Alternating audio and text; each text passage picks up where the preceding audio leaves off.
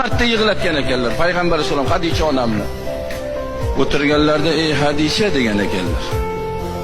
Dunyodan o'tib jannatga kirganimizdan keyin jannatda Maryam, ya'ni Iso alayhisalomning onalari Maryam va Firavunning ayoli Osiyo sizni kundoshlaringiz bo'ladi, ular meni nikohimda bo'ladi degan ekanlar payg'ambar alayhisalom. Hazrati Hadicha onam Rasulullohni bor vujudlari bilan sevganligidan qizg'anib, rashk qilib jannatdagi kundoshlardan qizg'anib yig'laverar ekanlar. Qizlari Fatima onam, ey otajon, biror marta onamlarni yig'latganingizni ko'rmagan edik. Nima sababdan onamlarni yig'latdingiz deganlarda janob payg'ambarimiz sollallohu alayhi vasallam, ey ko'zimning qarosi, qalbimning mevasi Fatima, onangizlarni Alloh uchun qilayotgan barcha toat ibodatlari Alloh tomonidan menga ko'rsatildi. Zarracha nuqson, zarracha kamchilik yo'q ekan. Hamma ibodatlari Alloh dargohida qabul ekan.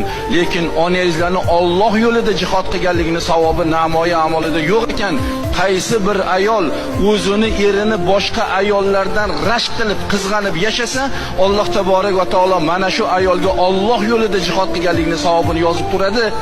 Onangizlar mana shu savobga ega bo'lib tursinlar uchun shu gapni aytib qo'ydim degan ekan.